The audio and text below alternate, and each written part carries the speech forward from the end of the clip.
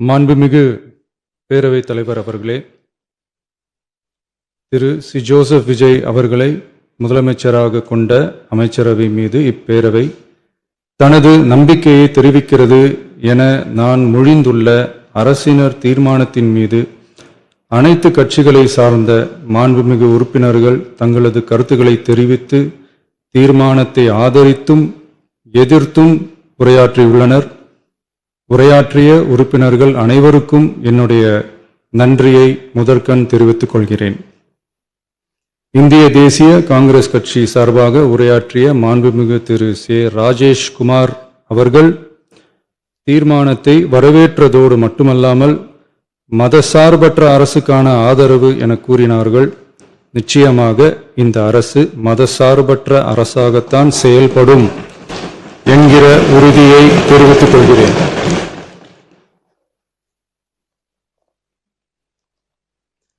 அடுத்து உரையாற்றிய இந்திய கம்யூனிஸ்ட் கட்சி மார்க்சிஸ்ட் கட்சி சார்பாக உரையாற்றிய திரு ஆர். செல்லசுவாமி அவர்கள் இந்த தீர்மானத்தை வரவேற்று முழுமையான ஆதரவு தெரிவித்துள்ளார்கள்.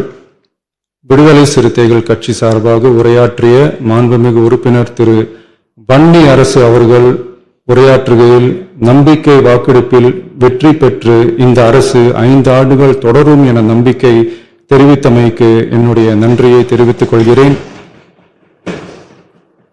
ஆதரிப்பவர்களுக்கு மட்டுமான அரசல்ல, எதிர்ப்பவர்களுக்கான அரசும் இது என சுட்டிக்காட்டியமைக்கு எனது நன்றியை தெரிவித்துக் கொள்கிறேன். முந்தைய அரசுகளால் கொண்டு வரப்பட்ட முக்கிய மக்கள் நலத்திட்டங்கள் தொடரும் என்ற உறுதியை தெரிவித்துக் கொள்கிறேன். இந்திய யூனியன் முஸ்லிம் லீக் கட்சியின் சார்பாக உரையாற்றிய மாண்புமிகு திரு ஆமு ஷாஜகான் அவர்கள் தீர்மானத்தை வரவேற்று வரலாற்று சாதனை இந்த அரசு படைக்கும் என வாழ்த்தியுள்ளார்கள். மாண்புமிகு உறுப்பினர் திரு எஸ். காமராஜ் அவர்கள் தீர்மானத்தை வரவேற்று உரையாற்றியுள்ளார்கள். இந்திய கம்யூனிஸ்ட் கட்சி சார்பாக உரையாற்றிய மாண்புமிகு திரு ராமச்சந்திரன் அவர்கள் தீர்மானத்தை வரவேற்று பேசியுள்ளார்கள். தேசிய முற்போக்கு திராவிட கழகத்தின் சார்பாக உரையாற்றிய மாண்புமிகு உறுப்பினர் திருமதி பிரேமலதா விஜயகாந்த் அவர்கள் உரையாற்றுகையில் எதிர்கட்சிகளை எதிரி கட்சிகளாக நினைக்காமல் எங்கள் அரசு செயல்படுவது குறித்து குறிப்பிட்டு வாழ்த்து தெரிவித்தமைக்கு என்னுடைய நன்றி. மேலும் ஓரிரண்டு கருத்துக்களை தெரிவித்து தெளிவுபடுத்த வேண்டும் என்று கேட்டுக்கொண்டார்கள். I will rethink about it. தமிழ்நாட்டை ஆண்ட பல்வேறு கட்சிகளை சார்ந்த அரசுகள் இந்த நாட்டு மக்களின் நலனை முன்னிலைப்படுத்தி தீட்டிய திட்டங்கள் சமூக நீதிக்கு முன்னுதாரணமாக திகழ்ந்து நிறைவேற்றப்பட்ட சட்டங்கள் எங்கள் கட்சியின் கொள்கை தலைவர்களின் எண்ணங்கள் என இவற்றை மனதிலே கொண்டு எங்களுடைய ஆட்சி நடைபெறும் என்கிற உறுதியை மட்டும் தெரிவித்துக் கொள்கிறேன். பாரதிய ஜனதா கட்சி சார்பாக பேசிய திரு எம். போஜராஜன் அவர்கள் நடுநிலை வகிப்பதாக தெரிவித்து உரையாற்றியுள்ளார்கள்.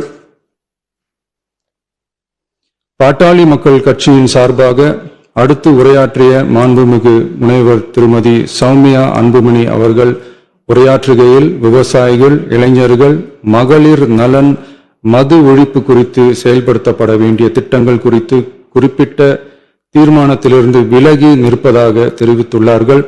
மகளிர் பாதுகாப்பிலிருந்து தவிர எந்த அரசு இம்மியளவும் இடம் தராது. அடுத்து உரையாற்றிய மாண்புமிகு திரு மு. தமிழன் அன்சாரி, மாண்புமிகு திரு கே. நித்யானந்தன், மாண்புமிகு முனைவர் எம்.எச். ஜவாஹிருல்லா, மாண்புமிகு திரு எடப்பாடி கே. பழனிசாமி அவர்கள் மற்றும் ஆகியோர் உரையாற்றுகையில் தீர்மானத்தை எதிர்த்து உரையாற்றியுள்ளார்கள். எதிர்க்கட்சி தலைவர் வெளிநடப்பு செய்துவிட்டார்கள். மாண்புமிகு திரு எஸ்.பி. வேலுமணி அவர்கள் தீர்மானத்தை ஆதரித்து உரையாற்றியுள்ளார்கள். குதிரை பேரத்தில் எமது அரசு ஈடுபடுகிறது என்ற கருத்தை தெரிவித்த மாண்புமிகு உறுப்பினர் அவர்களுக்கு நான் ஒன்றை மட்டும் சொல்லிக் கொள்கிறேன். இந்த அரசு குதிரை வேகத்தில் செயல்படுகிற அரசே தவிர குதிரை பேரத்தில் ஈடுபடுகிற அரசு இல்லை என்பதை ஆணித்தரமாக தெரிவித்துக் கொள்கிறேன்.